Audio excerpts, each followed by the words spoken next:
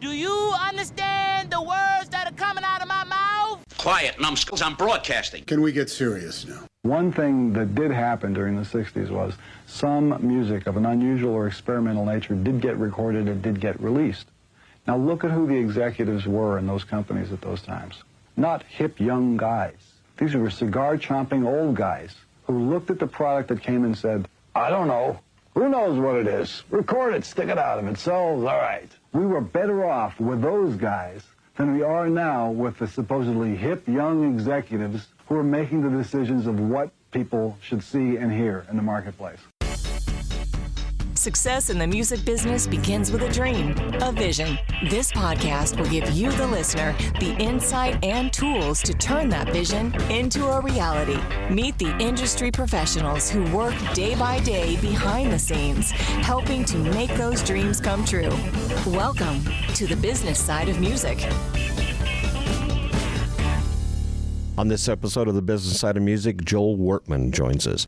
Born in Toronto, Canada, Joel's career began in 1977 as a young musical artist when he wrote and produced a song that reached the top 5 in Canada and Europe. After this success, Wertman made the move to Los Angeles, where he joined Mushroom Records as a staff producer and writer, and went on to record and remix for artists including Hart, Ian Matthews, and others.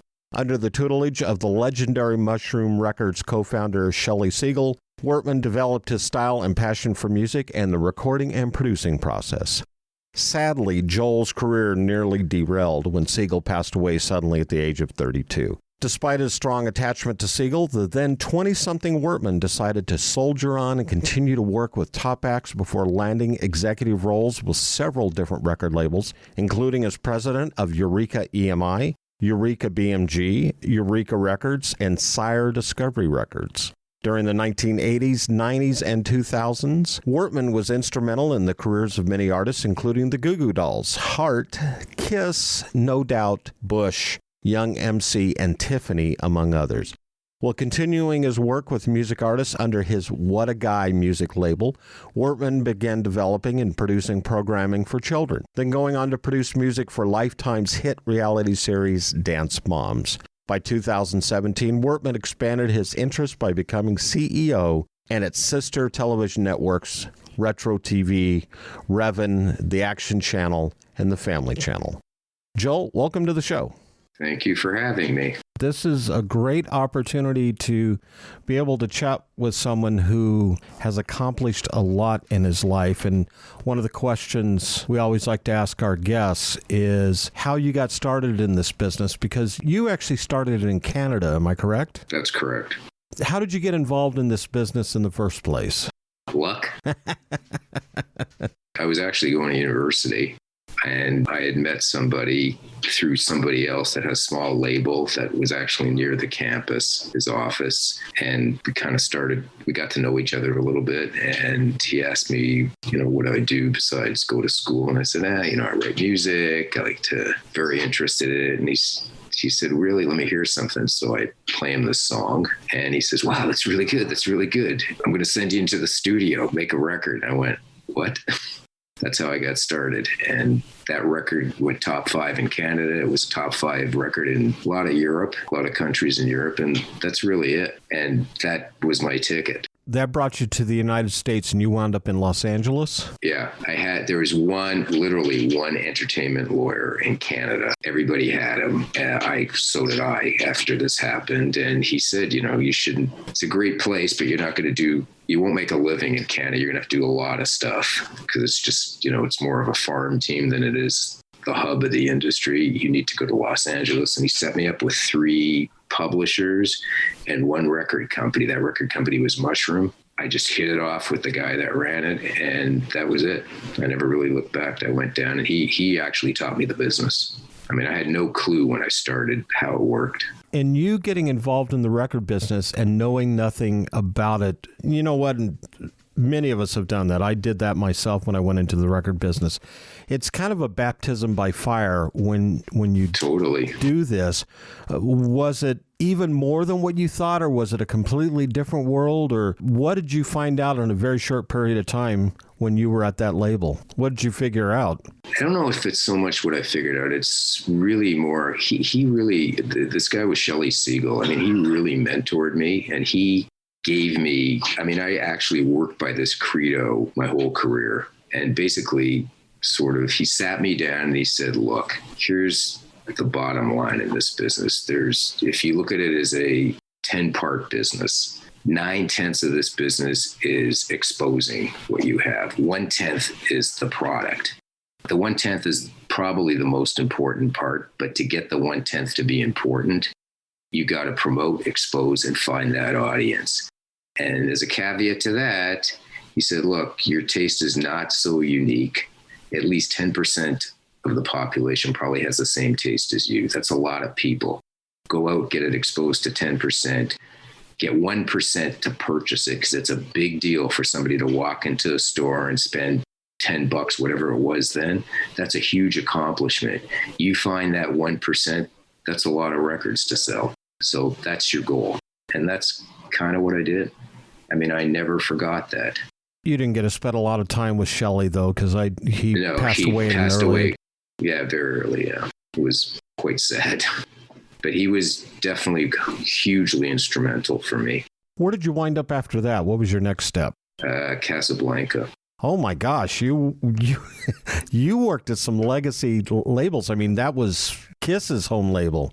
Yeah, that's right. Yeah, I mean, people early on for me and where I worked, they were quite instrumental for me. I mean, when you say baptism by fire, it was baptism by fire. And it's not because I don't know if I would say I was naive or whatever, but I really had no idea of the mechanics, but I learned very quickly and I understood what it took. And you got to believe in something and you just got to chase it and go for it. And you can never give it up. I mean, Shelley was the guy who really taught me that, because I mean, he spent 9 months breaking heart. Nobody wanted that act, like nobody.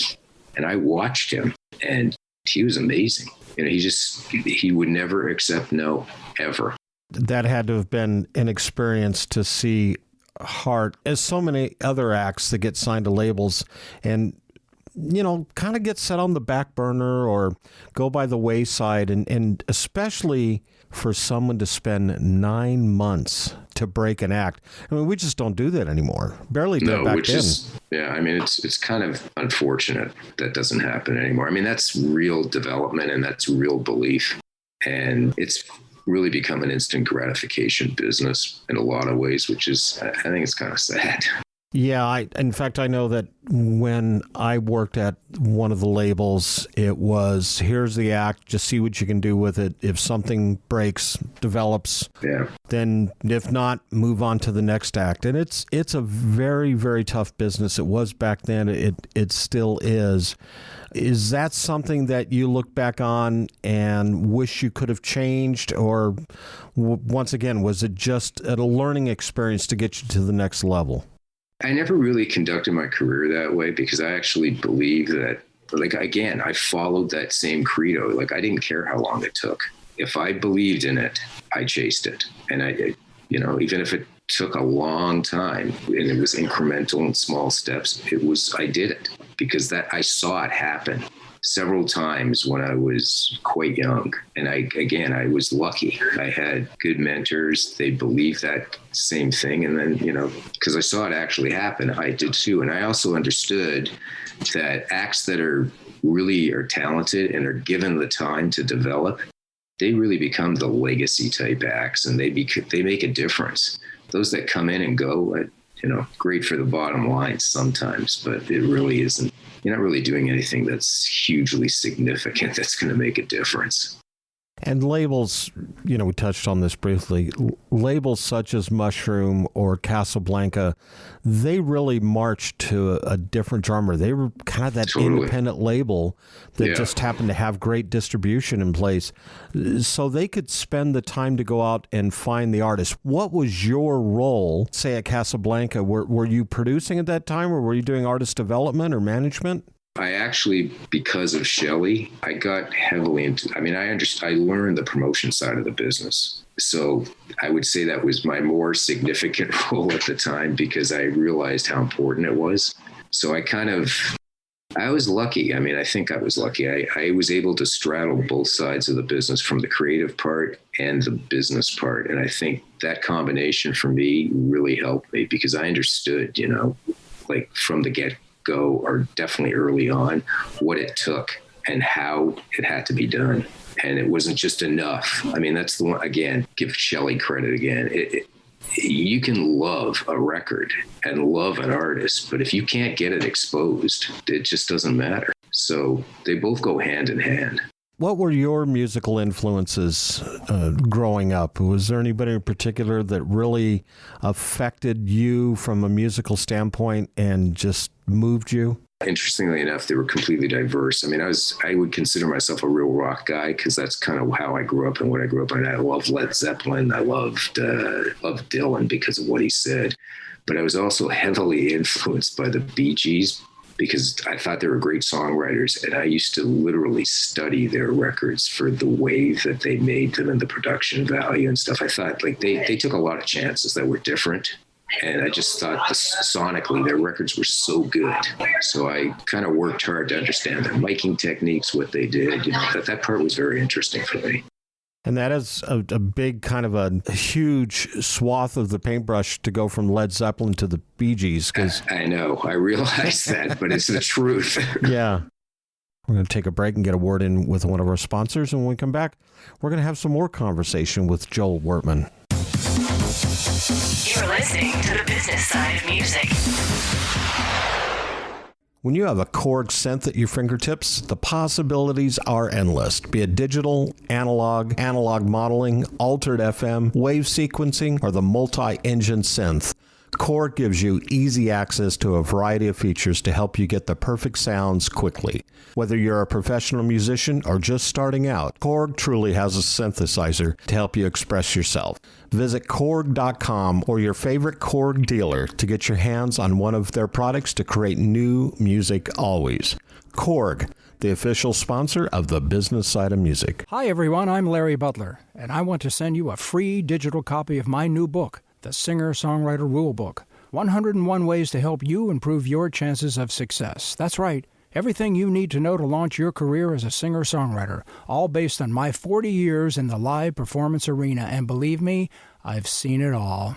In my book, you'll find the 10 things you have to deal with before even thinking about becoming a singer-songwriter performer. You'll also learn about the 5 things every singer-songwriter can do this weekend to make their live show better. 5 things I can guarantee that you are not doing already. Plus, there's tips on songwriting and staging, photo and video shoots, publishing, merch, dozens of other topics. All written for people who don't particularly like to read. And again, it's free. Just go to the Business Side of Music website homepage and look for my book cover. Click on it, and a free digital copy of my book will be yours. I'm Larry Butler, and I approve of this message. You're listening to the business side of music. Back in the studio, Joel Wertman is with us. One of the things that you are accomplishing now, you actually became the CEO of the Heartland Network back in 2017. Right. And you're working on a new show, television show, a dramatic series. You're the executive producer on Becoming Alex, which is a story about the music industry. Tell us a little bit about that and how that came about. I wanted to do it's a dramatic series, and I was really looking to, I guess the tagline of it, it's a kind of a retrospective look of a girl who's made it, and she looks back to see what it was that influenced her, how she got to where she is, and she's going through a crisis in her life at the stage she's at. And it kind of came about because I think that a lot of artists, and I've had my share of being involved with them, that they get to a point where they think, I got into this for a reason. If it's not a self-entitled reason and I want to do something that really matters, then they get caught up in the whole, how they're being told by their label what they need to do, what they need to record, what they need to, et cetera, et cetera. And you get to that inflection point what do you do? Do you keep going that way? And is that what you got into it for? Like, why did you get into this business? And that's kind of what this show is about. It's a look back to, there's a purity of why you get in, why you're a writer, and what you want to accomplish and how you want to relate to your audience. And then you get to the point where the business, because you've got a lot of handlers around you, are telling you what to do, and you lose sight of why you did it in the first place. And that's what this essentially is about. Is there a little bit of personal experience that's interjected in this show from you? Yes, a lot. Did you have involvement with writing the script for this? Yes, I did. You were able to add a certain perspective that maybe other people, especially, and this is not a reflection on Hollywood script writers, but you were obviously able to provide something that is authentic with some sincerity in there. Yeah, absolutely. I mean, I lived it, so I understand it. I didn't live it from the artist's point of view, but I certainly lived it through enough artists and understanding both sides of it. Like I said, it's been probably a gift for me that I've been able to straddle both sides of that business and understand it from creative to the business part. I mean, it's just fortunate for me because I started that way, but I was never going to be an artist or anything. So it's been interesting. So yeah, I got a unique perspective. Did you realize fairly early on that you were more destined to be involved in the back end of the music business than as an artist, or was this more of a comfort level for you, or the direction you took? How did that get decided? Was that something you determined fairly early on? Yeah, very early on. Well, first of all, I mean, I can't sing worth anything. So I knew I would never, ever be an artist. It wasn't something I was ever, it just wasn't going to happen for me. And I really wasn't that interested in it, but I was very interested in the business. And I was very interested in how the business related to artistry. And that's kind of what it was. And again, if I hearken back, initially, I thought I would just write and produce, but Shelley Siegel from Mushroom, I mean, he really focused me differently. He opened up a huge door for me. Shelley, do you think he was one of those very unique individuals? And I say that because I worked for a short period of time with a booking agent in Hollywood by the name of Shel Safran, who in a matter of weeks just taught me how to book acts. Right. And you don't come across those guys very often. Was there anybody comparable to him, or was he just kind of a standalone guy? I would say he was very unique. Yeah. The only other, I mean, believe it or not, Neil Bogart was kind of comparable to him also. These guys had real guts. I mean, they just they marched their own drum, literally. And of course, Neil Bogart, who was the head of Casablanca Records. Right.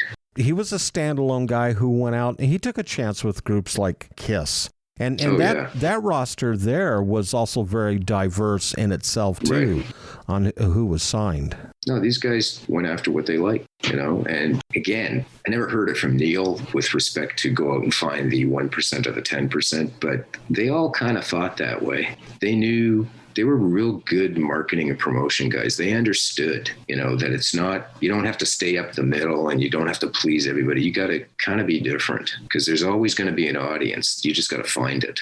You worked with such acts as the Goo Goo Dolls and Stevie Ray Vaughan, and of course we mentioned Kiss, No Doubt, Bush, Tiffany, many others. When you were in the room with those artists, did you just kind of get that aha, this is it moment? These are the types of artists that are going to make it. They had that it factor. Yeah. Or is that something that had to be developed along the line? No, that's the one thing I do know. You're either born with it or you're not. You don't develop it. You either have it or you don't. I mean, there's something very unique about these kinds of acts, and it's highly identifiable. Did you have a favorite one or favorite ones that you'd like to work with when you were at the label? Well, some of them I've remained quite good friends with them, and I really liked working with the Goo Dolls. I mean, I'm still very much in touch with them. I mean, they're just good guys. I also talk about diverse. I worked with Young MC. I started with him as well. I mean, he's like one of my best friends. I've just had enduring friendships. But again, they're very unique, very unique people, very interesting philosophies, and they do it for a reason. It's not just, like I said, the one thing that's, and I don't want to paint a general paintbrush, but, the thing that's lacking today that I have noticed is that there's this thing about, for many, that they just feel entitled, they don't want to do the work and they don't want to develop the craft. I mean, it's just mundane middle, very generic, homogeneous stuff, and that's kind of disappointing.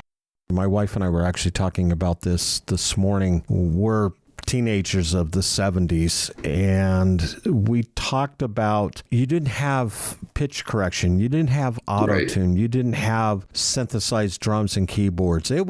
Everything was analog, and everything you had to be able to sing, first of all, because they weren't going to fix that in the studio. And lyrically, the songs seemed to have a lot more substance. And I'm not beating up on anybody today. No, I agree with you. But yeah, where do you think as a music industry, I don't know if I want to say, where did we go wrong, or where did it change directions? How did we get to that point? I mean, I love what you say.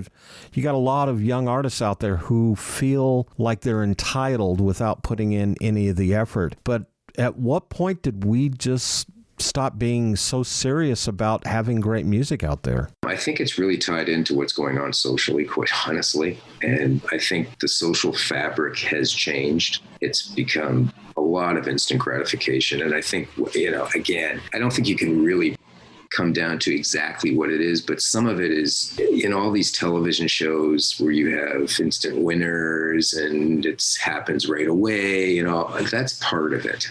That's definitely part of it. It's all a lot of visuals now, less, when a real artist, when they're doing music, they have to, the real artist understands they're not going to be seen right away. I mean, you have to deliver.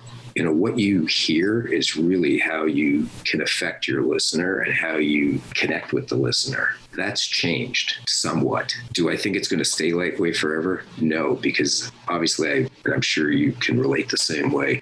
We've been through a lot of cyclical changes in the music business. And at some point, the real music does come back, because there's whatever the generation is, there's always a part of that generation that is thinking, looking, feeling, and they want to communicate it. And they do come back, like it comes out, and I think it's going to happen again. It just hasn't happened yet. And I think a lot of what we're going through as a society right now, through the social unrest and all that, there are going to be people that want to express that. And it's going to happen. It's just now it's a matter of when. And I think that's a perfect example, in the late 60s, early 70s, we had the Vietnam War going on. There was a lot of civil strife and unrest, and that was a time of excellent music. I mean, to me, some of the best music ever. We've now seen in the last 20 years, let's say, things like American Idol and The Voice and America's Got Talent. And it's almost that 15 minutes of fame.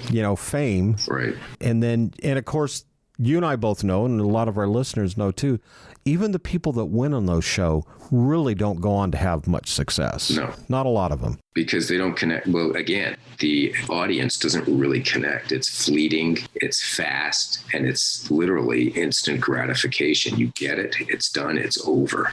People don't vest in those a couple of them might go on, but generally, when an artist is successful and they have really something to say to their audience, people vest in them, and they continue to vest in them. And that's been the enduring factor of artists that have succeeded over years. I mean, why do people still, Springsteen, he's about, he's in his 70s now, or 70. I mean, he is still current, going to always be current. I mean, because he's still got stuff to say, and he's true to himself.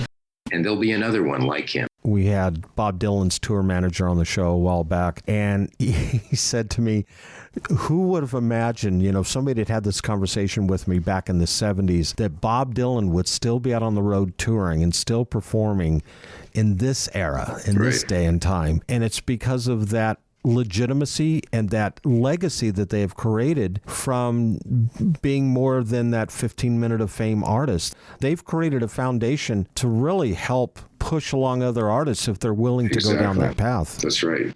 And the other thing is that they're still promoting real thought in their audience and younger audiences. That's why I say it's a cyclical business. It will come back that way. We're going to take a break, get another word in for another one of our sponsors. And when we come back, we're going to have some more conversation with Joel Wertman. You're listening to the business side of music. Are you curious about Gordon Lightfoot's songwriting process, or what it was like working with Prince in the 80s? Have you ever given any thought to what goes into a golf course design or writing a book? I'm Steve Waxman, the host of The Creationist, a podcast about people who create. Each episode features a different creator sharing stories that I hope will inspire your own creativity. The Creationist is available now on Apple, Spotify, or wherever you listen to podcasts. Since 1963, Korg has been creating new experiences in music and performance. That is what drove the creation of some of Korg's most legendary products, such as the Poly 6, the M1, the Electribe, the Triton, the Minilog, the Kronos, Wave State, Op6, and most recently the Nautilus, which is what we have here in our studio. Korg is dedicated to creating new, innovative, and uncompromising instruments which maintain the highest quality to inspire music makers, past, present, and future. Visit Korg.com or your favorite Korg dealer to get your hands on one of their products and start creating new music always. Korg, the official sponsor of the business side of music. You're listening to the business side of music. Back in the studio, Joel Wertman is with us. He is the CEO of Heartland Network, and one of the things we talked a little bit about is Becoming Alex, which is a new dramatic series. You also have an interview show called More Than the Music. Mm-hmm. Let's talk about that for a minute. Well, the purpose of that show is really to, again, we have a great host on that show. She's incredibly interesting, different. The focus of that show wasn't just what's your last hit, what's your thing, not the typical question. She really roots into the artist, why they do what they do, how they do what they do, what they want to achieve, what their goals in their career are, why they have those kind of goals, what their music's trying to say, what they're trying to communicate. I mean, really deep dives. And it's an interesting show. I mean, it shows a whole other side of the artist. And then Becoming Alex, you're in production now on that? We got interrupted because, same for everybody else, because of the COVID situation. We're hopefully going to get back into production sometime in July if things stay fairly normalized. When do you think we'll all be seeing that on television? And how long of a series is it planning on being? How many episodes? We're going to shoot 8 to start with.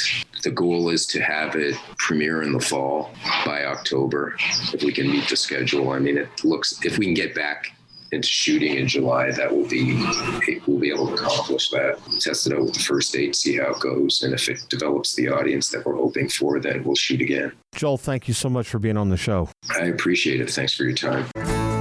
The Business Side of Music is the creation of Tom Sabella and Tracy Snow and is produced by Bob Bender. The Business Side of Music is recorded at Music Dog Studios in Nashville, Tennessee. Production sound designed by Keith Stark. Voiceover and promo by Lisa Busan. Never had one lesson. This tape will self-destruct in 5 seconds.